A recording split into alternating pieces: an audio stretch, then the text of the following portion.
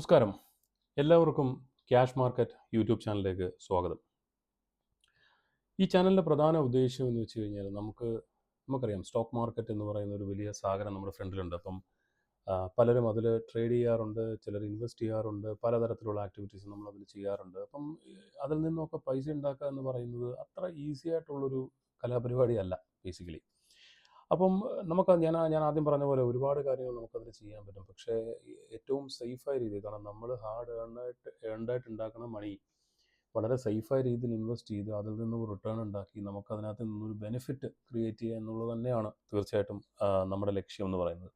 അപ്പം അതുകൊണ്ട് വളരെ ബുദ്ധിപരമായ രീതിയിൽ, ഇൻ്റലിജൻ്റായ രീതിയിൽ നമ്മൾ അതിനെപ്പറ്റി പഠിച്ച് ആ രീതിയിൽ അതിനെ ഇൻവെസ്റ്റ് ചെയ്തിട്ടില്ലെങ്കിൽ, ആ രീതിയിൽ നമ്മളതിനെ അപ്രോച്ച് ചെയ്തിട്ടില്ലെങ്കിൽ ഒരിക്കലും നമുക്ക് അതിൽ നിന്നും പൂർണ്ണമായ ഒരു വരുമാനം കണ്ടെത്താനോ അല്ലെങ്കിൽ ഒരു സക്സസ് കണ്ടെത്താനോ സാധിക്കില്ല. ഇപ്പോൾ കഴിഞ്ഞ എനിക്ക് തോന്നുന്നു കുറേ വർഷങ്ങളായിട്ട് ഞാൻ ഈ മാർക്കറ്റിനെ ഫോളോ ചെയ്യുന്ന ഒരാളാണ്. മാർക്കറ്റിൽ ട്രേഡ് ചെയ്യുന്ന ആളാണ്, അതുപോലെ ഇൻവെസ്റ്റ് ചെയ്യുന്ന ആളാണ്. ഒരുപാട് കാര്യങ്ങൾ ഞാൻ മാർക്കറ്റിൽ നിന്നും ദിനംപ്രതി പഠിച്ചുകൊണ്ടിരിക്കുന്ന ആളാണ്. അപ്പം ഞാൻ മനസ്സിലാക്കിയിടത്തോളം പലരും ഇതിനെപ്പറ്റിയുള്ള ഫണ്ടമെൻ്റൽസോ അല്ലെങ്കിൽ അതിൻ്റെ ഒരു ബേസിക് ആയിട്ടുള്ള ഒരു തോട്ട് പ്രോസസ്സോ ഇല്ലാതെയാണ് മാർക്കറ്റിനെ അപ്രോച്ച് ചെയ്യുന്നത്. അതായത് നമ്മളൊരു ഗാംബ്ലിംഗ് പോലെ ആണ് മാർക്കറ്റിനെ അപ്രോച്ച് ചെയ്യുന്നത്. അപ്പോൾ അത് ഒരിക്കലും അതൊരു ഒരു ഒരു കൃത്യമായ ഒരു കറക്റ്റ് അപ്രോച്ച് അല്ല. അപ്പോൾ ആ അപ്രോച്ചിൽ ഒരിക്കലും നമുക്ക് ലോങ് റണ്ണിൽ, കാരണം നമ്മളിതൊക്കെ ചെയ്യുന്നത് എന്തിനു വേണ്ടിയിട്ടാണ്? നമുക്ക് ഷോർട്ട് ടേം ലോട്ടറി എടുത്തു കഴിഞ്ഞാൽ ലോട്ടറി എടുത്താൽ ലോട്ടറി നമുക്ക് അടിക്കും അല്ലേ, അല്ലെങ്കിൽ അടിക്കാതിരിക്കാം. അതൊരു ഗാംബ്ലിംഗ് ആണ്. ഗാംബ്ലിംഗ് എന്നല്ല എങ്കിലും അതൊരു പ്രോബബിലിറ്റി ഗെയിമാണ് അല്ലേ. അപ്പം അതുപോലെയല്ല സ്റ്റോക്ക് മാർക്കറ്റ് എന്ന് പറയുന്നത്. സ്റ്റോക്ക് മാർക്കറ്റിൽ ഓഫ് കോഴ്സ് ഗാംബ്ലിങ്ങിൻ്റെ അല്ലെങ്കിൽ അതുപോലെ തന്നെ അങ്ങനത്തെ ഓപ്ഷൻസിൽ നമുക്ക് ചെയ്യാൻ പറ്റുന്ന കാര്യങ്ങളുണ്ട്. നമ്മൾ ഈ ഈ ഈ ഒരു ചാനലിൽ കൂടെ അല്ലെങ്കിൽ ഈ ഒരു വീഡിയോ സെഷൻസിൽ കൂടെ നമ്മൾ ഒരിക്കലും അതിനെപ്പറ്റിയല്ല സംസാരിക്കാൻ പോകുന്നത്. അത് നമുക്ക് പിന്നീട് സംസാരിക്കാം അതിനെപ്പറ്റി. നമ്മൾ മെയിനായിട്ട് സംസാരിക്കാൻ പോകുന്നത് ഒരു ബിഗിനർ അല്ലെങ്കിൽ പുതിയതായി മാർക്കറ്റിനെ അപ്രോച്ച് ചെയ്യുന്ന ഒരാൾ ഏത് രീതിയിൽ മാർക്കറ്റിനെ മനസ്സിലാക്കണം, എങ്ങനെ അപ്രോച്ച് ചെയ്യണം, എങ്ങനെ ഇൻവെസ്റ്റ്മെൻറ്റ് സ്റ്റാർട്ട് ചെയ്യണം, ഏതൊക്കെ തരത്തിലാണ് ഇൻവെസ്റ്റ്മെൻറ്റ് ഉള്ളത്, എന്താണ്, എവിടെ തുടങ്ങണം, എന്താണ് ആദ്യത്തെ സ്റ്റെപ്പ്, ഇങ്ങനത്തെ ഒരുപാട് ബേസിക് ആയിട്ടുള്ള ചില കാര്യങ്ങളാണ് ഞാനിതിൽ ഡിസ്കസ് ചെയ്യാൻ പോകുന്നത്. അപ്പം എൻ്റെ വിശ്വാസം ഈ വീഡിയോ മാർക്കറ്റിനെ ഓൾറെഡി പുതിയതായിട്ട് മാർക്കറ്റിലേക്ക് വരുന്ന ആളുകൾക്കും അതുപോലെ തന്നെ ഇതിലൊരു സക്സസ് കണ്ടെത്താൻ സാധിക്കാത്ത ആളുകൾക്കും ഒരുപാട് ഗുണം ചെയ്യുമെന്ന് തന്നെയാണ് ഞാൻ വിശ്വസിക്കുന്നത്. എൻ്റെ എക്സ്പീരിയൻസ് ആണ് ഞാൻ ഷെയർ ചെയ്യുന്നത്. കാരണം ഞാൻ കഴിഞ്ഞ എത്രയോ വർഷങ്ങളായി, ഒരു 6-7 വർഷങ്ങളായി എക്സ്പീരിയൻസ് ചെയ്ത പല കാര്യങ്ങളിൽ നിന്നും ഉണ്ടാക്കിയെടുത്ത എക്സ്പീരിയൻസ് ആണ് ഞാനിതിലൂടെ ഷെയർ ചെയ്യുന്നത്. അപ്പം തീർച്ചയായിട്ടും പുതിയതായിട്ട് വരുന്ന ഒരാളെ സംബന്ധിച്ച് ഇത് ഒരുപാട് ഹെൽപ്ഫുൾ ആയിരിക്കുമെന്ന് എനിക്ക് ഉറപ്പുണ്ട്. നിങ്ങൾക്ക് വീഡിയോ ഇഷ്ടപ്പെട്ടാൽ തീർച്ചയായിട്ടും ഈ ചാനൽ സബ്സ്ക്രൈബ് ചെയ്യണം, സപ്പോർട്ട് ചെയ്യുക, അതുപോലെ ലൈക്ക് ചെയ്യുക, ഷെയർ ചെയ്യുക. ഇത് മറ്റുള്ളവർക്ക് ഗുണപ്രദമാകുമെന്ന് ഞാൻ വിശ്വസിക്കുന്നു. അപ്പോൾ നമുക്ക് വീഡിയോയിലേക്ക് കിടക്കാം. അപ്പം തീർച്ചയായിട്ടും എനിക്ക് ആദ്യം പറയാനുള്ള ഇൻവെസ്റ്റിങ്ങിനെ പറ്റിയാണ്. കാരണം മാർക്കറ്റിൽ ഞാൻ പറഞ്ഞ പോലെ ട്രേഡിംഗ് എന്ന് പറഞ്ഞൊരു പരിപാടിയുണ്ട്. ട്രേഡിംഗ് എന്ന് വെച്ചാൽ ഇൻട്രാഡേ ട്രേഡിംഗ് അല്ലെങ്കിൽ ഫ്യൂച്ചേഴ്സ് ആൻഡ് ഓപ്ഷൻസ് ബൈ ചെയ്യുക, ഓപ്ഷൻസ് സെല് ചെയ്യുക. അതുപോലെ തന്നെ സ്റ്റോക്സിൻ്റെ ഇൻട്രാഡേ ആയിട്ട് നമുക്ക് രാവിലെ വാങ്ങിച്ചിട്ട് അതിനെ ഹ്യൂജ് വോളിയൂംസ് പർച്ചേസ് ചെയ്ത് അതിൽ നിന്ന് പ്രോഫിറ്റ് ഉണ്ടാക്കുക. അങ്ങനത്തെ കുറേ പരിപാടികൾ നമുക്ക് ഒരു സൈഡിലുണ്ട്. നമുക്ക് അതിനെ മാറ്റി വെക്കാം. ഞാൻ ആദ്യം പറഞ്ഞ പോലെ നമുക്ക് ആദ്യം മാർക്കറ്റിനെ നമ്മൾ അപ്രോച്ച് ചെയ്യേണ്ടത് ഒരു ഇൻവെസ്റ്റിംഗ് തോട്ട് പ്രോസസ്സിലായിരിക്കും. അപ്പോൾ എന്താണ് ഇൻവെസ്റ്റിംഗ് എന്ന് വെച്ച് കഴിഞ്ഞാൽ നമുക്കൊരു വരുമാനം ഉണ്ടാവാം. അത് മേ ബി ഒരു സാലറി ആയിട്ടുള്ളൊരു പേഴ്സൺ ആയിരിക്കാം, അല്ലെങ്കിൽ ചെറിയ ബിസിനസ് ചെയ്യുന്ന ആളായിരിക്കാം, എന്തോ ആയിക്കോട്ടെ, നമുക്ക് എന്തായാലും ഒരു വരുമാനമുണ്ട്. അപ്പം എപ്പോഴും വരുമാനം എന്ന് പറയുന്നത് അതിൻ്റെ ഒരു ചെറിയ ഭാഗം നമ്മളെപ്പോഴും സേവ് ചെയ്യണം. അപ്പോൾ സേവ് ചെയ്യുന്നത് എന്തിനാണ് നമ്മൾ സേവ് ചെയ്യുന്നത്? നമുക്ക് ഫ്യൂച്ചറിലെ ആവശ്യങ്ങൾക്ക് വേണ്ടിയിട്ടാണ് അല്ലേ. ഒന്നുകിൽ നമുക്കൊരു എമർജൻസി വരികയാണെങ്കിൽ അതിൽ യൂസ് ചെയ്യാം, ഇല്ലെങ്കിൽ നമുക്കൊരു ലോങ് ടേം വിഷൻ ഉണ്ട്. ഇപ്പം നമ്മളുടെ മക്കളുടെ പഠിത്തം, അല്ലെങ്കിൽ അവരുടെ കല്യാണം, അല്ലെങ്കിൽ അതുപോലെ തന്നെ മറ്റ് എന്തെങ്കിലും ഒരു പ്രോപ്പർട്ടി വാങ്ങിക്കുക, വീട് വെക്കുക, അങ്ങനെ പല ആവശ്യങ്ങളും നമുക്കൊരു ലോങ് റണ്ണിൽ ഉണ്ടാവാം. അതൊന്നും അല്ലെങ്കിൽ നമുക്കൊരു റിട്ടയർമെൻറ്റ് രീതിയിൽ നമുക്ക് ചിന്തിക്കാം. അതിന് ചിലപ്പോൾ നമുക്ക് കുറച്ച് പണം ആവശ്യമായിരിക്കാം. ഇപ്പോൾ ഗവൺമെൻറ് സർവീസൊന്നും അല്ലാതെ ഗവൺമെൻറ് സർവീസിൽ വർക്ക് ചെയ്യുന്നവർക്കും ഇത് വളരെ ബെനിഫിഷ്യലാണ്. കാരണം ആർക്കും ചെയ്യാൻ പറ്റുന്നൊരു പ്രോസസ്സാണ്. പക്ഷേ ഇത് വളരെ സിസ്റ്റമാറ്റിക്കായ രീതിയിൽ നമ്മൾ ചെയ്തു കഴിഞ്ഞാൽ ഒരുപാട് നമുക്ക് ഇതിൽ നിന്നും ബെനിഫിറ്റ് ഉണ്ടാക്കാൻ പറ്റും. അപ്പോൾ നമുക്ക് ആദ്യം ഇൻവെസ്റ്റിംഗ് എന്താണെന്ന് നോക്കാം. ഇൻവെസ്റ്റിംഗ് എന്ന് വെച്ച് കഴിഞ്ഞാൽ പലതരത്തിലുള്ള ഇൻവെസ്റ്റിംഗ് ഉണ്ട്.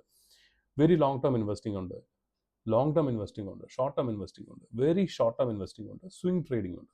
അപ്പോൾ നമുക്കിത് ഓരോന്നിനെ പറ്റിയും വളരെ വ്യക്തമായൊരു ധാരണ ഉണ്ടാക്കിയെടുക്കാം. വെരി ലോങ് ടേം ഇൻവെസ്റ്റിംഗ് എന്ന് വെച്ച് കഴിഞ്ഞാൽ നിങ്ങൾ ഇൻവെസ്റ്റ്മെൻറ്റ് ചെയ്യുന്നത് മിനിമം ഒരു 3 വർഷം അല്ലെങ്കിൽ ഒരു 3 വർഷം തൊട്ട് 15 വർഷം അല്ലെ അതിന് മുകളിലേക്കോ ആണ് നിങ്ങളൊരു ഇൻവെസ്റ്റ്മെൻറ്റ് ചെയ്യുന്നതെങ്കിൽ അതിനെ നമുക്ക് വെരി ലോങ് ടേം ഇൻവെസ്റ്റിംഗ് എന്ന് പറയാം. അപ്പോൾ അത് ഒരു പക്ഷേ റിട്ടയർമെൻറ്റ് ഇതിന് വേണ്ടിയിട്ടോ അല്ലെങ്കിൽ വേറെ ഏതെങ്കിലും ഒരു വലിയ ഇപ്പം നമുക്കൊരു കുട്ടിയുണ്ടായി, ആ കുട്ടിയുടെ പഠിത്തം മേ ബി ഒരു 15 വയസ്സാകുമ്പോൾ 20 വയസ്സാകുമ്പോൾ ഒരു കോളേജ് എഡ്യൂക്കേഷന് വേണ്ടിയിട്ട് അതായിരിക്കാം. അപ്പോൾ അതൊരു ലോങ് ടേം ആണ്. കാരണം അയാൾക്ക് ഒരു എത്രയും പ്രായമാവണമെന്നുണ്ടെങ്കിൽ തീർച്ചയായിട്ടും ഒരു 10-15 വർഷം കാലയളവ് എടുക്കും. അപ്പം നമ്മൾ അങ്ങനെ ഇൻവെസ്റ്റ് ചെയ്യുന്ന ഒരു മെത്തേഡ് ഉണ്ട്. അതുപോലെ തന്നെ ലോങ് ടേം ഇൻവെസ്റ്റിംഗ് എന്ന് വെച്ച് കഴിഞ്ഞാൽ നമുക്ക് ഒരു 1 തൊട്ട് 3 വർഷം വരെ, ഇപ്പോൾ ചിലപ്പോൾ ഒരു വണ്ടി വാങ്ങിക്കാനായിരിക്കാം, അല്ലെങ്കിൽ ഒരു വീട് വയ്ക്കാനായിരിക്കാം, അതൊന്നും അല്ലെങ്കിൽ നമുക്കൊരു ഫണ്ട് സ്വരൂപിക്കാനായിരിക്കാം, എന്തെങ്കിലും ആവശ്യത്തിന് ഒരു ബിസിനസ് ചെയ്യാനായിരിക്കാം, എന്തും ആയിക്കോട്ടെ. അങ്ങനെ ലോങ് ടേം ഇൻവെസ്റ്റിംഗ് ഒരു 1 to 3 years ആണ് എൻ്റെ പെർസ്പെക്റ്റീവ്. ഷോർട്ട് ടേം ഇൻവെസ്റ്റിംഗ് എന്ന് വെച്ചാൽ 6 മാസം തൊട്ട് 1 ഇയർ വരെ, അതായത് വളരെ ഷോർട്ട് ടേം ആയിട്ട് നമ്മൾ അതിനകത്ത് ഇൻവെസ്റ്റ് ചെയ്യുന്നു, നമ്മൾ അതിനകത്ത് നിന്ന് ചെറിയ പ്രോഫിറ്റ് ബുക്ക് ചെയ്യുന്നു, മാറുന്നു. Very short term investing 2 to 6 months ആണ്. അതായത് ഒരു ടൈപ്പ് ഓഫ് സ്വിംഗ് ട്രേഡിംഗ് തന്നെയാണ്, പക്ഷേ അതിന് കുറച്ചും കൂടെ ഒരു ഇൻവെസ്റ്റിംഗ് ഫ്ലേവർ അതിനുണ്ട്. കാരണം നമ്മൾ കുറച്ച് കാലം ഹോൾഡ് ചെയ്യുന്നുണ്ട്. അപ്പോൾ അതുകൊണ്ട് തന്നെ നമുക്ക് വെരി ഷോർട്ട് ടേം ഇൻവെസ്റ്റിംഗ് എന്ന് പറയാം. പിന്നീടാണ് സ്വിംഗ് ട്രേഡ് എന്ന് പറയുന്നത്. സ്വിംഗ് ട്രേഡ് എൻ്റെ പെർസ്പെക്റ്റീവിൽ ഒരു ഇൻട്രാഡേയുടെ ഒരു ഹയർ വേർഷനാണ്. അതായത് ഇൻട്രാഡേയിൽ നമ്മൾ രാവിലെ വാങ്ങി വൈകിട്ട് കൊടുക്കുന്നു. പക്ഷേ സ്വിംഗ് ട്രേഡിങ്ങിൽ നമ്മൾ എന്താ ചെയ്യുന്നത്? നമ്മൾ ഈ വാങ്ങിച്ചൊരു പൊസിഷണൽ ട്രേഡാണ്. മേ ബി ചിലപ്പോൾ നാളെ കൊടുക്കാം, BTST ആയിട്ട് നാളെ കൊടുക്കാം, അല്ലെങ്കിൽ മേ ബി അടുത്ത ആഴ്ച, അല്ലെങ്കിൽ രണ്ടാഴ്ച കഴിഞ്ഞ് 3 ആഴ്ച കഴിഞ്ഞ്, നമുക്കറിയില്ല മാർക്കറ്റ് കണ്ടീഷൻ എങ്ങനെയാണെന്ന്, മാർക്കറ്റ് പെർഫോം ചെയ്യുന്ന പോലെ. അപ്പം പക്ഷേ നമ്മുടെ ലക്ഷ്യം എന്ന് പറയുന്നത് വളരെ ചുരുങ്ങിയ സമയം കൊണ്ട് നമ്മൾ കണ്ടെത്തിയ ഒരു ചെറിയ സ്വിങ്, ഒരു ചെറിയ ലോയിൽ നിന്നും ഒരു സ്റ്റോക്കോ എന്തെങ്കിലും പർച്ചേസ് ചെയ്യുന്നു, നമ്മളതിനെ ഒരു പർട്ടിക്കുലർ പോർഷനിലെത്തി നമ്മളതിനെ എക്സിറ്റ് ചെയ്ത് നമ്മുടെ പ്രോഫിറ്റ് ബുക്ക് ചെയ്ത് മാറുന്നു. അപ്പം ഇതാണ് ഡിഫറെൻറ്റ് ടൈപ്സ് ഓഫ് ഇൻവെസ്റ്റിംഗ് എന്ന് പറയുന്നത്. അപ്പോൾ ഇതിൽ ഏത് വേണം എന്ന് ചോദിക്കുകയാണെന്നുണ്ടെങ്കിൽ ഞാൻ തീർച്ചയായിട്ടും പറയും, എന്തായാലും ഒരു വ്യക്തിയെ സംബന്ധിച്ചിടത്തോളം വെരി ലോങ് ടേം ഇൻവെസ്റ്റിംഗ് വളരെ ഇമ്പോർട്ടൻ്റ് ആണ്. അതുപോലെ തന്നെ ലോങ് ടേം ഇൻവെസ്റ്റിംഗും വളരെ ഇമ്പോർട്ടൻ്റ് ആണ്. ഈ 2 മേഖലകളിലായിരിക്കണം നമ്മൾ ആദ്യം കൈവെക്കേണ്ടത്. അല്ലാതെ നമ്മൾ വേറെ ഒന്നിനെ പറ്റിയും ചിന്തിക്കാൻ പാടില്ല. ഈ 2 മേഖലകൾ വേണം നമുക്ക് കൈവയ്ക്കാൻ. അപ്പോൾ അതെങ്ങനെ കൈവെക്കാം, അല്ലെ എന്തൊക്കെ ചെയ്യാം, എങ്ങനെ ചെയ്യാം എന്നുള്ളതൊക്കെ നമുക്ക് മുമ്പോട്ട് പോകുമ്പോൾ നമുക്ക് ഡിസ്കസ് ചെയ്യാം. ഓക്കെ, എന്താണ് first step? Of course first step എന്ന് പറയുന്നത് നിങ്ങളുടെ ഒരു പോർട്ട്ഫോളിയോ ബിൽഡ് ചെയ്യുക എന്നുള്ളത് തന്നെയാണ് അതിൻ്റെ ആദ്യത്തെ പടി എന്ന് പറയുന്നത്. അപ്പോൾ നമുക്ക് ജസ്റ്റ് ഒന്ന് അസ്യൂം ചെയ്യാം. ഇപ്പോൾ ഒരാൾ എല്ലാ മാസവും 8,333 രൂപ വെച്ചിട്ട് ഒരു SIP പോലെ ഇൻവെസ്റ്റ് ചെയ്യുകയാണെന്ന് കൂട്ടിക്കും. അത് ഇൻവെസ്റ്റ്മെൻറ്റ് എന്തും ആയിക്കോട്ടെ, അതൊരു റിക്കറിംഗ് ഡെപ്പോസിറ്റ് ആവാം, അല്ലെങ്കിൽ മാർക്കറ്റിൽ നമുക്ക് മ്യൂച്വൽ ഫണ്ട്സിലാവാം, അല്ലെങ്കിൽ എവിടെ ആയിക്കോട്ടെ, നമ്മളൊരു മന്ത്ലി ഇതിൽ നമ്മളത് ഇൻവെസ്റ്റ് ചെയ്യുന്നു കൂട്ടുക. എന്തുകൊണ്ട് ഞാൻ 8,333 എടുത്തു എന്ന് വെച്ച് കഴിഞ്ഞാൽ കാൽക്കുലേഷൻ്റെ ഒരു ഈസിനെസ്സിന് വേണ്ടിയിട്ടാണ്. കാരണം 8,333 രൂപ 12 മാസം നമ്മൾ ഇൻവെസ്റ്റ് ചെയ്യുമ്പോഴാണ് 1,00,000 രൂപയാവുന്നത്. അപ്പോൾ അതുകൊണ്ട് ആ ഒരു കാൽക്കുലേഷൻ്റെ ഈസിനെസ്സിന് വേണ്ടിയിട്ടാണ്, നിങ്ങൾക്ക് മനസ്സിലാക്കി തരാൻ വേണ്ടിയിട്ടാണ് ആ ഒരു എമൗണ്ട് എടുത്തത്. അത് നമ്മുടെ ഇഷ്ടപ്രകാരം നമുക്കതിനെ മാറ്റിയെടുക്കാം. ഓക്കെ, അപ്പോൾ അത് ഒരാൾ 12 മാസം, ഞാൻ പറഞ്ഞ പോലെ 12 മാസം അതിനെ ഇൻവെസ്റ്റ് ചെയ്യുമ്പോൾ 1,00,000 രൂപയായിരിക്കും അയാൾ നിക്ഷേപിക്കുന്നത്. അതായത് ഇപ്പം നമ്മളിപ്പോൾ ഓഗസ്റ്റ് അല്ലെങ്കിൽ സെപ്റ്റംബർ മാസമാണ്. അപ്പോൾ അടുത്ത വർഷം ആ ഒരു സമയമാകുമ്പോഴത്തേക്ക് 1,00,000 രൂപ നമ്മളുടെ ക്യാപിറ്റൽ, നമ്മൾ ഡിപ്ലോയ് ചെയ്യുന്ന ക്യാപിറ്റൽ ആ ഒരു ഇൻവെസ്റ്റ്മെൻറ്റിൽ 1,00,000 രൂപയാണ്. നമ്മൾ അസ്യൂം ചെയ്യാം നമുക്കൊരു 12% റിട്ടേൺ എല്ലാ വർഷവും കിട്ടും. ഞാനത് ഒരു നിഫ്റ്റിയുടെ പോയിന്റ് ഓഫ് വ്യൂ അല്ലെങ്കിൽ ഒരു ഇൻഡെക്സിൻ്റെ പോയിന്റ് ഓഫ് വ്യൂലാണ് ഞാൻ സംസാരിക്കുന്നത്, അല്ലെങ്കിൽ ഒരു മ്യൂച്വൽ ഫണ്ടിൻ്റെ പോയിന്റ് ഓഫ് വ്യൂലാണ്. ഏറ്റവും സേഫസ്റ്റ് ആയിട്ട് നമുക്ക് കിട്ടാവുന്ന റിട്ടേൺ ഒരു 12%. അങ്ങനെയാണ് എൻഡ് ഓഫ് ദി ഇയർ ഇത് 1,12,000 രൂപയായിട്ട് ഇത് മാറും.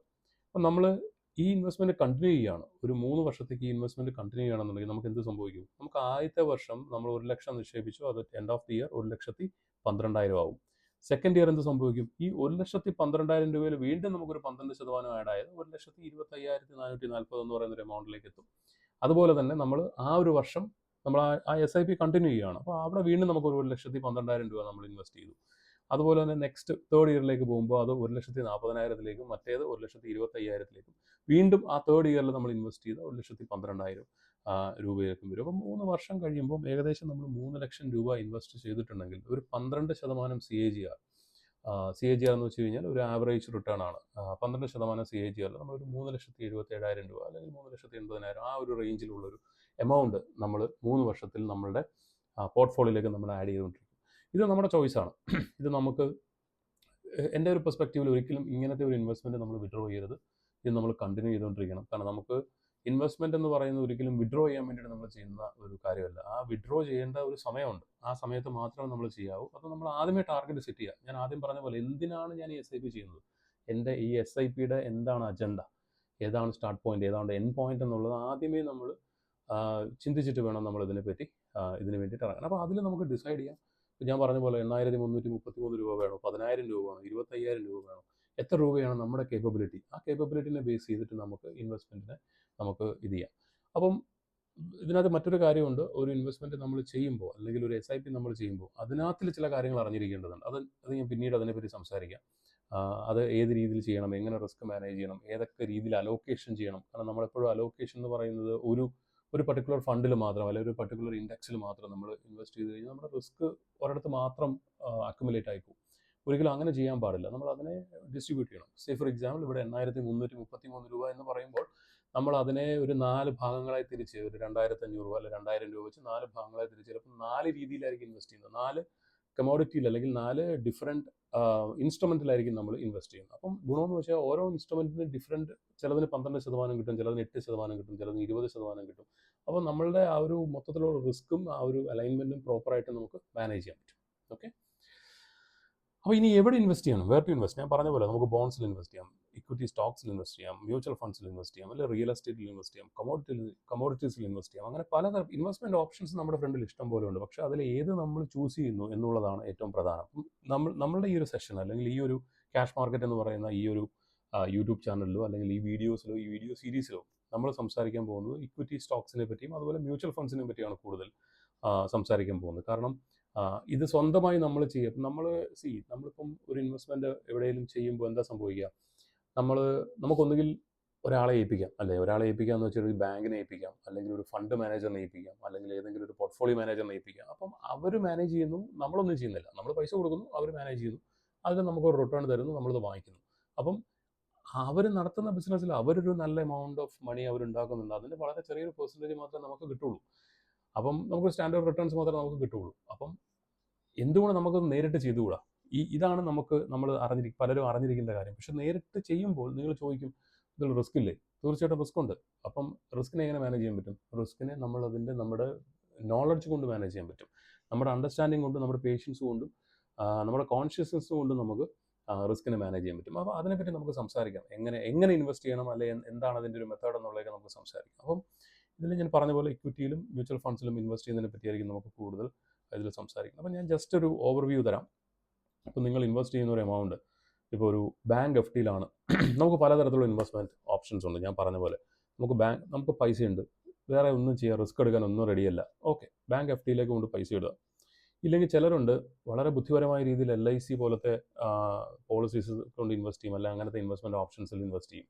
അത് ബുദ്ധിപരമാണ്, നമ്മളെ തോന്നിപ്പിക്കുന്ന രീതിയിൽ അവർ പ്രസൻറ്റ് ചെയ്യുകയും ചെയ്യും, നമ്മളതിൽ വീഴുകയും ചെയ്യും. ഏറ്റവും മണ്ടത്തരമാണെന്ന് എൻ്റെ പേഴ്സണൽ അഭിപ്രായം അതിലേക്ക് പോകുന്നത്. പിന്നെ മ്യൂച്വൽ ഫണ്ട്സ് ഉണ്ട്, പിന്നെ ഡയറക്റ്റ് മാർക്കറ്റ് ഇൻവെസ്റ്റ്മെൻ്റ് ഉണ്ട്. That is our core area. നമ്മൾ സംസാരിക്കാൻ പോകുന്നത് കൂടുതലും അതിനെ പറ്റിയാണ്. അപ്പോൾ ഈ ബാങ്ക് എഫ് ഡിയിൽ നമുക്ക് എത്ര ശതമാനം കിട്ടും? ഒരു 6-7%, അല്ലേ? അതിൽ കൂടുതലൊക്കെ നമുക്ക് കിട്ടുമോ? കിട്ടില്ല. LICയിൽ ഇട്ടാൽ ഇതിൻ്റെ സത്യാവസ്ഥ എന്ന് പറഞ്ഞാൽ നമുക്ക് 4-5% വരെ മാത്രമേ നമുക്ക് റിട്ടേൺ ഇയർലി നമുക്ക് കിട്ടുള്ളൂ. അത് എന്തൊക്കെയാണെങ്കിലും എന്തൊക്കെ അതിനകത്ത് സംഭവങ്ങളുണ്ടെന്ന് പറഞ്ഞാലും നമുക്ക് അതിനകത്ത് അതിൽ കൂടുതൽ നമുക്ക് എക്സ്പെക്ട് ചെയ്യാൻ പറ്റില്ല. ഒട്ടുമിക്ക പോളിസിയിലും അതിൽ കൂടുതൽ തരുന്നുണ്ടാവും, ഇല്ലെന്ന് ഞാൻ പറയുന്നില്ല. May be bank F D പോലെ തന്നെ തരുന്ന പോളിസീസ് ഉണ്ടാവും. പക്ഷേ സ്റ്റിൽ നമുക്ക് കിട്ടുന്ന റിട്ടേൺ ഓൾമോസ്റ്റ് ആ ഒരു റേഞ്ചിലാണ്. മ്യൂച്വൽ ഫണ്ട്സിൽ സേഫായിട്ട് ഇൻവെസ്റ്റ് ചെയ്താൽ നമുക്ക് 12-14% ഈസി ആയിട്ട് നമുക്ക് മേക്ക് ചെയ്യാൻ പറ്റും. ഇനി ഡയറക്റ്റ് മാർക്കറ്റ് ഇൻവെസ്റ്റ്മെൻറ്റ് ആണെങ്കിൽ അവിടെയാണ് ഹൈലൈറ്റ്. ഇപ്പോൾ ഞാൻ മുമ്പ് പറഞ്ഞ പോലെ റിസ്ക് എന്ന് പറഞ്ഞ ഫാക്ടറുണ്ട്, നമുക്ക് അതിനെപ്പറ്റി സംസാരിക്കാം. പക്ഷേ ഡയറക്റ്റ് മാർക്കറ്റ് ഇൻവെസ്റ്റ്മെൻറ്റ് അത് സംതിങ് നമ്മൾ തന്നെ ചെയ്യുന്നതാണ്, നമ്മൾ തന്നെ സ്വന്തമായി ചെയ്യുന്ന പ്രോസസ്സാണ്. അപ്പോൾ ആ പ്രോസസ്സ് പഠിക്കാതെ ചെയ്തിട്ട് കാര്യമില്ല. പഠിക്കാതെ ചെയ്താൽ ഈ 18-20% പ്ലസ് എന്നുള്ളത് മൈനസായിട്ട് മാറും. അപ്പോൾ അതുകൊണ്ട് അങ്ങനെ ചെയ്യാൻ പാടില്ല. അത് പഠിച്ച് മനസ്സിലാക്കി ചെയ്യുക എന്നുള്ളതാണ് നമ്മുടെ ലക്ഷ്യം. അതിന് വേണ്ടിയിട്ടാണ് നമ്മൾ ഈ ഒരു സെഷൻ തന്നെ ചെയ്യുന്നത്. അപ്പോൾ ഇതിൽ നമുക്ക് ജസ്റ്റ് ഒന്ന് നോക്കാം. 1,00,000 രൂപ ഇൻവെസ്റ്റ് ചെയ്ത് എന്താണ് നമുക്ക് ഓരോ സെഗ്മെൻറ്റിലും നമുക്ക് എങ്ങനെ റിട്ടേൺ കിട്ടുന്നു എന്നുള്ളത്. ഇപ്പോൾ 1,00,000 രൂപ ഇട്ട് കഴിഞ്ഞാൽ ബാങ്ക് എഫ് ഡിയിൽ നമുക്ക് 7% റിട്ടേൺ എടുക്കാം. നമുക്ക് 1,07,000 രൂപ. പക്ഷേ പ്രശ്നം എന്ന് വെച്ച് കഴിഞ്ഞാൽ ഇവിടെ ഇൻകം ടാക്സിൻ്റെ ഒരു പ്രോബ്ലം ഉണ്ട്. TDS നിങ്ങൾ കേട്ടിട്ടുണ്ടാവും. ഇപ്പോൾ TDS ഡയറക്റ്റ്ലി കട്ടാവും. മിനിമം 10%-20% ആണ് TDS. ചിലപ്പോൾ 30% ആവാം. അത് നിങ്ങളുടെ ഇൻകത്തിൻ്റെ എത്രമാത്രമാണ് നിങ്ങളുടെ ഇൻകം സ്ലാബിനെ ബേസ് ചെയ്തിരിക്കും. അപ്പം ഒബ്വിയസ്ലി അതിനകത്തിലൊരു 1,05,500 രൂപ അല്ല 5,000 രൂപ ആ റേഞ്ചിൽ നിങ്ങൾക്ക് കിട്ടുള്ളൂ. അപ്പോൾ എത്ര റിട്ടേൺ? 5.5%. TDS കൊണ്ടുപോയി, ടാക്സ് കൊണ്ടുപോയി, അതിനകത്ത് 5.5% നിങ്ങൾക്ക് ഒരു വർഷം ഉണ്ടാക്കാൻ പോകുന്നത് റിട്ടേൺ. ഇപ്പോൾ നിങ്ങളൊരു LIC പോലത്തെ സംഭവത്തിലിട്ടാൽ ഒട്ടുമിക്ക പോളിസിയിലും നിങ്ങൾക്ക് TDS കട്ട് ഉണ്ടാവില്ല. നിങ്ങൾക്ക് പറയും ഇത് നിങ്ങൾക്ക് ടാക്സ് ഫ്രീ ആണ് അല്ലെങ്കിൽ അങ്ങനെയാണെന്ന് പറയും. അപ്പോൾ അത് സംഭവിക്കും, നമുക്ക് അതിനകത്ത് ഒരു TDS കട്ട് വരത്തില്ല, 0% ആയിരിക്കും ഒട്ടുമിക്ക. ദർ ഇസ് എ പ്രോബബിലിറ്റി അത് നമ്മളുടെ സ്ലാബിന് പുറത്താണെങ്കിൽ ചിലപ്പോൾ അവിടെ TDS കട്ട് വരാം. പക്ഷേ ഞാൻ അതിനകത്താണ് എന്ന് അസ്യൂം ചെയ്യുന്നു. അപ്പം almost if you look at bank F D and LIC നമുക്ക് ഓൾമോസ്റ്റ് ഒരു സിമിലർ പെർസെൻറ്റേജ് തന്നെയാണ് കിട്ടുന്നത്. മ്യൂച്വൽ ഫണ്ട്സിൽ നമുക്ക് ഒബ്വിയസ്ലി ഞാൻ പറഞ്ഞ പോലെ 12-14% വരെ റിട്ടേൺ നമുക്ക് കിട്ടുകയാണെന്നുണ്ടെങ്കിൽ നമുക്കൊരു 12.5% ലോങ് ടേം ക്യാപിറ്റൽ ഗെയിൻ, അതായത് ഒരു വർഷത്തിൽ കൂടുതൽ നമ്മളൊരു മ്യൂച്വൽ ഫണ്ട് ഹോൾഡ് ചെയ്യുമ്പോൾ അത് എക്സിറ്റ് ചെയ്യുമ്പോൾ നമുക്കുണ്ടാകുന്ന ഒരു എക്സിറ്റ് ലോഡാണ് ഞാൻ പറഞ്ഞത് 12.5%. അപ്പോൾ അതിനെ നമുക്ക് കട്ട് ചെയ്ത് കഴിഞ്ഞാൽ നമുക്ക് അപ്രോക്സിമേറ്റ്ലി ഒരു 12.5%, 14% ഞാൻ എടുത്തിരിക്കുന്നത്, ഒരു 12.5% നമുക്ക് ഇയർലി റിട്ടേൺ നമുക്ക് അതിൽ നിന്ന് ഉണ്ടാക്കാൻ പറ്റും. പക്ഷേ നമ്മുടെ ഡയറക്റ്റ് മാർക്കറ്റ് ഇൻവെസ്റ്റ്മെൻറ്റ് ഏറ്റവും വലിയ ഹൈലൈറ്റ് എന്ന് വെച്ച് കഴിഞ്ഞാൽ അവിടെയും നമുക്ക് ഷോർട്ട് ടേം ക്യാപിറ്റൽ ഗെയിൻസോ അല്ലെങ്കിൽ ലോങ് ടേം ക്യാപിറ്റൽ ഗെയിൻസോ ഒക്കെ ഉണ്ട്. 20% ഒക്കെ നമുക്ക് കട്ടാവുമെങ്കിൽ പോലും നമുക്ക് കിട്ടുന്ന പെർസെൻറ്റേജ് ഭയങ്കര ഹൈ ആണ്. കാരണം ആ രീതിയിൽ നമുക്ക് അതിനകത്ത് നമുക്ക് പൈസ ഉണ്ടാക്കാൻ പറ്റും. കാരണം ഞാൻ എന്തുകൊണ്ട് 18-20% എന്ന് പറയുന്നതെന്ന് വെച്ച് കഴിഞ്ഞാൽ ഒരു സാധാരണ ഇൻവെസ്റ്റർ, ഒരു എക്വിപ്ഡ് ആയിട്ടുള്ള ഒരു റീറ്റെയിൽ ഇൻവെസ്റ്റർ, എന്ന് വെച്ചാൽ കുറേ കാലമായിട്ട് ഇതിനെപ്പറ്റി പഠിച്ച് സീരിയസ് ആയിട്ട് കണ്ട് അതിനെ നല്ല രീതിയിൽ എക്സിക്യൂട്ട് ചെയ്യുന്ന ഒരാളെ സംബന്ധിച്ച് അയാൾ ഉണ്ടാക്കണ ഒരു വർഷത്തെ റിട്ടേൺ എന്ന് പറഞ്ഞാൽ 25-30% ഓഫ് ദി ക്യാപിറ്റലാണ്. അത് എത്ര എമൗണ്ട് ഇടുന്നു അതിൻ്റെ 25-30% വരെയാണ് അയാൾ ഉണ്ടാക്കുന്ന റിട്ടേൺ എന്ന് പറയുന്നത്. അപ്പം ഞാൻ അതിനെയൊക്കെ ഒരുപാട് താഴെയാണ് ഇതിനെ പ്ലേസ് ചെയ്തിരിക്കുന്നത്, 18-20% എന്ന് പറയുന്നത്. ഇപ്പം എൻ്റെ പെർസ്പെക്റ്റീവിൽ എന്നോട് ചോദിക്കുകയാണെങ്കിൽ ഞാൻ ഒരു വർഷം ജനറേറ്റ് ചെയ്യുന്നത് ഓൾമോസ്റ്റ് 23-24-25 25% അകത്താണ്. 20-25% ഇടയിലാണ് ഞാൻ കഴിഞ്ഞ 3 വർഷമായിട്ട് ക്ലോക്ക് ചെയ്യുന്ന ഒരു ആവറേജ് റിട്ടേൺ ഡയറക്റ്റ് മാർക്കറ്റ് ഇൻവെസ്റ്റിങ്ങിൽ ഉണ്ടാക്കണം. അപ്പോൾ നമുക്കിവിടെ 18% കൺസിഡർ ചെയ്യാം. കാരണം അതിൽ ആ ഒരു ST CG ഒക്കെ വരുമ്പോഴത്തേക്ക് ആ ഒരു കട്ട് വരുമ്പോഴത്തേക്ക് ഒരു 18% കിട്ടുള്ളൂ എന്ന് നമുക്ക് അസ്യൂം ചെയ്യാം. അപ്പം ഇതിലേറ്റവും പ്രധാനപ്പെട്ട ചോദ്യം, നമ്മൾ എന്തിനാണ് പൈസ ഇൻവെസ്റ്റ് ചെയ്യുന്നത്? പൈസ ഗ്രോ ചെയ്യാനാണല്ലേ. നമ്മൾ പൈസ ഇട്ടിട്ട് അത് വേണ്ട രീതിയിൽ ഗ്രോ ചെയ്യുന്നില്ല എന്നുണ്ടെങ്കിൽ നമുക്ക് അതിനകത്ത് എന്തെങ്കിലും ഗുണമുണ്ടോ? കാരണം ഇൻഫ്ലേഷൻ എന്ന് പറയുന്നൊരു സംഭവം നമുക്കറിയാം, ഡോർ സ്റ്റെപ്പിലുണ്ട് എപ്പോഴും. അപ്പോൾ എപ്പോഴും ഒരു 7-8% ഇൻഫ്ലേഷൻ ഇങ്ങനെ കൂടിക്കൊണ്ടിരിക്കുകയാണ്. കാരണം നമുക്കറിയാം നമ്മളൊരു സാധനം വാങ്ങിക്കാൻ ചെല്ലുമ്പോൾ 7-8% ഇൻഫ്ലേഷൻ എന്ന് പറഞ്ഞാൽ പോലും പല സാധനത്തിനും 100% ഒക്കെ പ്രൈസ് ഹൈക്ക് വന്നിട്ടുള്ളതും 50% പ്രൈസ് ഹൈക്ക് വന്നിട്ടുള്ളതൊക്കെ നമുക്കറിയാം. അപ്പം നമ്മളുടെ എപ്പോഴും നമ്മൾ ഇൻഫ്ലേഷൻ റേറ്റിനെ ബീറ്റ് ചെയ്യുന്ന രീതിയിൽ, നല്ല രീതിയിൽ ബീറ്റ് ചെയ്യുന്ന രീതിയിൽ നമ്മൾ ഒരു ഇൻവെസ്റ്റ്മെൻറ്റ് നടത്തിയിട്ടില്ല എന്നുണ്ടെങ്കിൽ നമുക്കിതിൽ പ്രത്യേകിച്ച് യാതൊരു തരത്തിലുള്ള ബെനിഫിറ്റും നമ്മുടെ പൈസ കൊണ്ടുണ്ടാവില്ല. കാരണം ഇന്ന് നമ്മൾ ഇൻവെസ്റ്റ് ചെയ്യുന്ന പൈസ ഒരു വർഷം കഴിയുമ്പോൾ അത് അന്നത്തേക്ക് തികയില്ല. കാരണം ബിലോ ഇൻഫ്ലേഷൻ റേറ്റ് ആയിരിക്കും ഉണ്ടാവും. ഇപ്പോൾ തന്നെ നമ്മൾ ബാങ്ക് FD എന്ന് പറയുന്നു 5.5% ആണ് നമുക്ക് കിട്ടുന്ന റിട്ടേൺ. പക്ഷേ ഇൻഫ്ലേഷൻ 7-8% ആണ്. അപ്പോൾ നമ്മൾ ഇന്ന് വാങ്ങിക്കുന്ന 100 രൂപയ്ക്ക് വാങ്ങിക്കുന്ന സാധനത്തിന് 108 രൂപയാണ് അടുത്ത വർഷം വരാം. Just assume. അപ്പോൾ പക്ഷേ നമ്മുടെ എത്ര രൂപയുണ്ട്? 105 രൂപയുള്ളൂ. നമ്മൾ ഇൻ ഷോർട്ടാണ് 3 റുപ്പീസ് അല്ലേ. അപ്പം ആ ഒരു സാഹചര്യം നമ്മൾ വന്നു കഴിഞ്ഞാൽ നമ്മൾ ഇൻവെസ്റ്റ് ചെയ്യുന്നതിനകത്ത് നമ്മൾ പ്രോപ്പറായിട്ടല്ല ഇൻവെസ്റ്റ് ചെയ്യുന്നതെന്നുണ്ടെങ്കിൽ നമുക്ക് അതിനകത്ത് യാതൊരു തരത്തിലുള്ള ബെനിഫിറ്റും നമുക്ക് ഉണ്ടാക്കാൻ പറ്റില്ല, നമുക്ക് വെൽത്ത് ക്രിയേറ്റ് ചെയ്യാൻ പറ്റില്ല. അതാണ് പ്രധാനമായിട്ടും ഞാൻ ഉദ്ദേശിക്കുന്നത്. അപ്പോൾ നമുക്ക് നോക്കാം ഈ ക്യാപിറ്റൽ ഡബിൾ ആവുന്നത് എപ്പോഴാണ് ഈ ഓരോ പെർസ്പെക്റ്റീവിലും. ഒരു ബാങ്ക് FDയിൽ നമ്മൾ ഈ 1 lakh റുപ്പീസ് എവറി ഇയർ നമ്മൾ ഇൻവെസ്റ്റ് ചെയ്തുകൊണ്ടിരിക്കുകയാണെന്നുണ്ടെങ്കിൽ ഒരു 12 വർഷമെങ്കിലും മിനിമം എടുക്കും അതൊന്ന് ഡബിൾ ആവാൻ. അതൊരു 2 ലക്ഷം രൂപയായിട്ട് കൺവേർട്ട് ചെയ്യാൻ വേണ്ടിയിട്ട് നമ്മൾ അതിലിട്ട പൈസ, ഞാൻ SIP ആയിട്ട് ചെയ്യുന്നതല്ല പറഞ്ഞാൽ, 1 ലക്ഷം രൂപ ഇട്ട് കഴിഞ്ഞാൽ അതിനകത്ത് നമുക്ക് 6-7% 10-12 വർഷത്തോളം അതിൽ കിടന്ന ആ ഒരു റിട്ടേൺ വന്നെങ്കിൽ മാത്രമേ ഈ 1 ലക്ഷം രൂപ 2 ലക്ഷം രൂപയായിട്ട് കൺവേർട്ട് ആവുള്ളൂ. ഓക്കെ. അതിന് പകരം നമ്മൾ LICയിലേക്ക് നോക്കുകയാണെങ്കിൽ ഓൾമോസ്റ്റ് 14-15 വർഷം വരെയാണ് നമുക്ക് സമയം എടുക്കുന്നത്. നിങ്ങൾ ശ്രദ്ധിക്കുന്നുണ്ടോ എന്ന് എനിക്കറിയില്ല. ഒരു പക്ഷേ പല പോളിസിയിലും നമുക്ക് പറയാറുണ്ട് 12 വർഷത്തെ 15 വർഷത്തെ പോളിസിയാണ്, അത് കഴിയുമ്പോൾ നമുക്കത് റിട്ടേൺ ആയിട്ട് കിട്ടും, അങ്ങനെ ഇങ്ങനെ എന്നൊക്കെ പല കാൽക്കുലേഷൻസ് അവർ പറയാറുണ്ട്. പക്ഷേ ലിറ്ററലി അവിടെ സംഭവിക്കുന്നത് വെച്ച് കഴിഞ്ഞാൽ നമ്മളുടെ ഇൻവെസ്റ്റ് ചെയ്ത എമൗണ്ട് ഡബിൾ ആവുന്നത് അത്രയും വർഷത്തിന് ശേഷമാണ്. അപ്പോൾ ആലോചിച്ച് നോക്കണം എത്രമാത്രമാണ് നമുക്കതിൽ ബെനിഫിറ്റ് കിട്ടുക എന്നുള്ളത്. ഒരു മ്യൂച്വൽ ഫണ്ടിൽ സേഫ് ആയിട്ടുള്ള മ്യൂച്വൽ ഫണ്ട്, അതാണ് ബ്ലൂ ചിപ്പ് സ്റ്റോക്സ് പോലത്തുള്ള സേഫ് ആയിട്ടുള്ള മ്യൂച്വൽ ഫണ്ട്സിൽ നമ്മൾ ഇൻവെസ്റ്റ് ചെയ്ത് കഴിഞ്ഞാൽ ആ ഒരു 6-7 ഇയേഴ്സ് മതി നമ്മുടെ ഇത് ഡബിൾ ചെയ്യാൻ വേണ്ടിയിട്ട്. പക്ഷേ നമ്മൾ ഡയറക്റ്റ് മാർക്കറ്റ് ഇൻവെസ്റ്റ്മെൻ്റ് ആണെങ്കിൽ ഞാൻ പറഞ്ഞ പോലെ 18% കാൽക്കുലേറ്റ് ചെയ്താൽ പോലും 3-4 വർഷം മതി നമ്മുടെ ക്യാപിറ്റൽ ഡബിൾ ആവാൻ. മുമ്പേ ഞാൻ പറഞ്ഞ പോലെ ഒരു പ്രോപ്പർ റീറ്റെയിൽ ഇൻവെസ്റ്റർ ആണെന്നുണ്ടെങ്കിൽ, ഒരു നോളജബിൾ ഇൻവെസ്റ്റർ ആണെന്നുണ്ടെങ്കിൽ അയാൾക്ക് ഒരു 25% വെച്ചിട്ട് ഉണ്ടാക്കാൻ പറ്റുന്നുണ്ടെങ്കിൽ അയാൾക്ക് വളരെ ചുരുങ്ങിയ സമയം മതി. ആ ഒരു 3 വർഷത്തിനകത്ത് മതി അദ്ദേഹത്തിൻ്റെ ആ ഒരു ക്യാപിറ്റലിനെ ഡബിൾ ആക്കാൻ വേണ്ടിയിട്ട്. അപ്പം നമ്മൾ ആലോചിച്ച് നോക്കുക, ഡയറക്റ്റ് മാർക്കറ്റ് ഇൻവെസ്റ്റിങ്ങിൽ നമ്മളൊരു 3-4 വർഷം കൊണ്ട് നമ്മളുടെ ക്യാപിറ്റലിനെ ഡബിൾ ആക്കുമ്പോൾ ആ ക്യാപിറ്റൽ നമ്മൾ അതുപോലെ കൺവേർട്ട് ചെയ്ത് പോയി കഴിഞ്ഞാൽ FD ആയിട്ടോ LICയുടെ പോളിസി ആയിട്ടോ നമ്മൾ കൺവേർട്ട് ചെയ്യുമ്പോൾ ഏകദേശം 4 ഇരട്ടിയാണ്. 1 ലക്ഷം രൂപ എന്ന് പറയുന്നത് ഏകദേശം അത് ഒരു 10 ലക്ഷം രൂപയോളം മാറും. പക്ഷേ നമുക്ക് ഒരു ബാങ്ക് FDയിലോ LICയിലോ ഒരു 2-2.5 ലക്ഷം രൂപയായിട്ട് മാറുള്ളൂ. അപ്പോൾ നമുക്ക് ഉണ്ടാകുന്ന നഷ്ടം എത്രമാത്രമാണെന്നുള്ളത് നമുക്ക് ഊഹിക്കാൻ സാധിക്കും. അപ്പം ഇതാണ് ബേസിക് ആയിട്ടുള്ള ഒരു കോൺസെപ്റ്റ്. നമ്മൾ മനസ്സിലാക്കിയിരിക്കേണ്ട, എപ്പോഴും മനസ്സിലാക്കിയിരിക്കേണ്ട ഒരു കാര്യം. ഇതിനകത്തിൽ നമ്മളുടെ പൈസ ഗ്രോ ചെയ്യണമെന്നുണ്ടെങ്കിൽ തീർച്ചയായിട്ടും നമ്മൾ റിസ്ക് എടുക്കണം. നമ്മൾ റിസ്ക് എടുക്കുക എന്ന് വെച്ച് കഴിഞ്ഞാൽ നമ്മൾ പഠിക്കണം. നമ്മളൊരു ബിസിനസ് ചെയ്യുമ്പോൾ എന്താ ചെയ്യാറുള്ളത്? നമ്മൾ ഫസ്റ്റ് പഠിക്കും അല്ലേ. ഒരു ചായക്കട നടത്തണമെന്നുണ്ടെങ്കിൽ ചായ എങ്ങനെ ഇടണമെന്ന് അറിയണ്ടേ, അതിൻ്റെ കാര്യങ്ങളെല്ലാം അറിഞ്ഞിരിക്കണ്ടേ, കണക്ക് നോക്കാൻ അറിഞ്ഞിരിക്കില്ല, എന്തൊക്കെ കാര്യങ്ങൾ അറിഞ്ഞിരിക്കണം. അപ്പോൾ അതുപോലെ എല്ലാ കാര്യങ്ങളും അറിഞ്ഞ് മനസ്സിലാക്കി ചെയ്യുന്ന ഒരു ബിസിനസ് പോലെ തന്നെ നമ്മൾ സ്റ്റോക്ക് മാർക്കറ്റിനെ കാണുകയാണെങ്കിൽ, നമ്മൾ അതിനെ അപ്രോച്ച് ചെയ്യുകയാണെന്നുണ്ടെങ്കിൽ, അതിൽ ടൈം സ്പെൻഡ് ചെയ്ത് പഠിച്ച് നമ്മൾ അനലൈസ് ചെയ്ത് വളരെ പേഷ്യൻസോടുകൂടി കാര്യങ്ങൾ നമ്മൾ സിസ്റ്റമാറ്റിക്കായിട്ട് ചെയ്യുകയാണെന്നുണ്ടെങ്കിൽ തീർച്ചയായിട്ടും നമുക്കതിൽ സക്സസ്ഫുൾ ആവാൻ പറ്റും. അതുപോലെ തന്നെ നമുക്ക് ഒരു ബിസിനസ്സായിട്ട് തന്നെ, ഒരു ബിസിനസ്സായിട്ട് തന്നെ എന്നല്ല, ഒരു ബിസിനസ്സായിട്ട് അതിനെ കാണണം. അതാണ് അതിൻ്റെ ഏറ്റവും വലിയ ഹൈലൈറ്റ് എന്ന് പറയുന്നത്. അപ്പം തൽക്കാലം ഞാൻ ഈ വീഡിയോ ഇവിടെ അവസാനിപ്പിക്കുകയാണ്, ഈ ഒരു സെഷൻ ഇവിടെ അവസാനിപ്പിക്കുകയാണ്. ഇതിനകത്ത് കൂടുതൽ എന്തെങ്കിലും അറിയണമെന്നുണ്ടെങ്കിൽ തീർച്ചയായിട്ടും കമൻസിൽ കമൻറ്റ് ചെയ്യുക. ഉറപ്പായിട്ട് നമുക്ക് അതിനെപ്പറ്റി സ്പെസിഫിക് ആയിട്ട് നമുക്ക് വീഡിയോസ് ചെയ്യാം. ഇനി ഗോയിങ് ഫോർവേഡ് ഞാൻ ഉദ്ദേശിക്കുന്നതെന്ന് വെച്ചാൽ, ഇതിനകത്ത് നമ്മളിപ്പോൾ ഡിസ്കസ് ചെയ്ത കുറേ കാര്യങ്ങളുണ്ടല്ലേ. അതിനകത്ത് എന്തൊക്കെ ടൈപ്പ് ഇൻവെസ്റ്റ്മെൻ്റ് ഉണ്ട്, എന്താണ് ഡയറക്റ്റ് മാർക്കറ്റ് ഇൻവെസ്റ്റിംഗ്, മ്യൂച്വൽ ഫണ്ട്സിൽ എങ്ങനെ ഇൻവെസ്റ്റ് ചെയ്യണം, അല്ലെങ്കിൽ ഡയറക്റ്റ് മാർക്കറ്റിംഗ് ഇൻവെസ്റ്റ്മെൻറ്റിൽ SIP എങ്ങനെ ചെയ്യണം, എന്തിൽ SIP ചെയ്യണം, എങ്ങനെ ചെയ്യണം, പൊസിഷൻ സൈസിങ് എന്ത് ചെയ്യണം, അലോക്കേഷൻസ് എങ്ങനെ ചെയ്യണം, അങ്ങനെ പല കാര്യങ്ങളുണ്ടല്ലേ. ഈ കാര്യങ്ങളെ പറ്റിയൊക്കെ നമ്മളിനി അങ്ങോട്ട് പോകുമ്പോൾ സംസാരിക്കാൻ പോവാണ്. അപ്പോൾ അങ്ങനെ സംസാരിക്കുമ്പോൾ നമുക്ക് ഓരോന്നിനെ പറ്റി ക്ലാരിറ്റി കിട്ടും. എന്നിട്ട് പിന്നീട് എങ്ങനെ നമുക്ക് പതുക്കെ ഒരു പോർട്ട്ഫോളിയോ, ഇപ്പം ഞാനും കൂടി നമ്മൾ ഒരുമിച്ചൊരു പുതിയ പോർട്ട്ഫോളിയോ ബിൽഡ് ചെയ്യാൻ പോവാണ്. അപ്പോൾ ആ ബിൽഡ് ചെയ്യുമ്പോൾ ആ പോർട്ട്ഫോളിയോ സമയമെടുത്ത് തന്നെ ബിൽഡ് ചെയ്യാൻ, അത് യാതൊരു തിരക്കും നമ്മൾ കാണിക്കേണ്ട കാര്യമില്ല. നമുക്ക് നമ്മുടെ ഫ്രണ്ടിൽ സമയം ഇഷ്ടം പോലെ കിടക്കുകയാണ്.